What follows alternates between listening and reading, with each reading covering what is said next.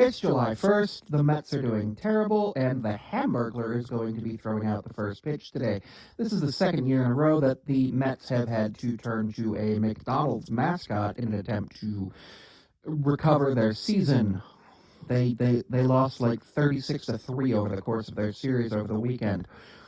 July 1st is also a very important day for the Mets, as it's the day that Bobby Bonilla gets his $1.19 million from 2011 to 2035 over the deferred payments that he agreed to over the buyout that he had back in, I think, 2001, because the Mets were at that point owned by Bernie Madoff, and they thought that money would always go up.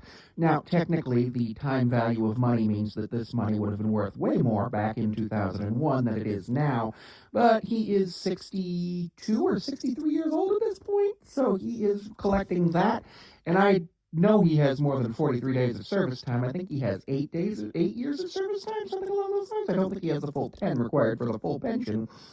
But he also can collect a Major League Baseball pension.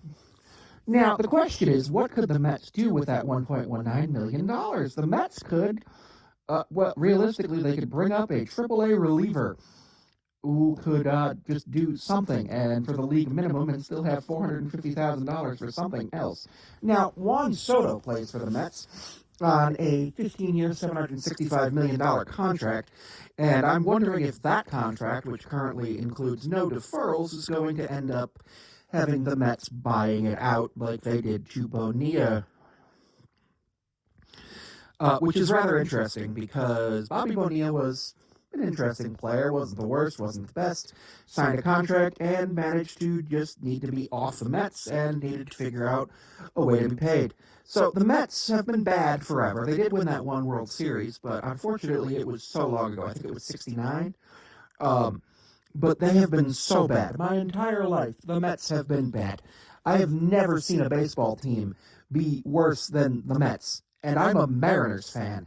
At least the Mariners never decided, hey, let's just buy out this guy who's, okay, for $1.19 million per year, paid out over 25 years, instead of just giving him $3 million now.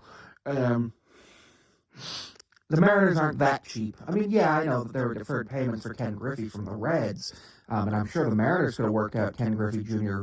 Payments for deferred payments, but we never would have done something this silly. It's just absolutely silly. But anyway, yeah, Mets, happy Bobby Bonilla Day. There are other players who also get deferred contract money, but most of them didn't get it from a buyout. In 9 years, we will start seeing the first of Ohtani's $68 million per year payout. Don't forget, you can follow me on Instagram at Sammy54362 or Samantha P54361. You can follow me on YouTube here at the Trapezoid Talks and my 3 other channels that are linked in the channel page. You can follow me on Patreon for $1 a month at Sammy5436. You can follow me. You can book me on Cameo at Sammy5436. You can also go to the Battle Pass for $5.99 a month for Sammy5436. I'm also on Blue Sky, though I'm very rarely there at Sammy5436, and I'm pretty sure my Tumblr is also Sammy5436. Thank you.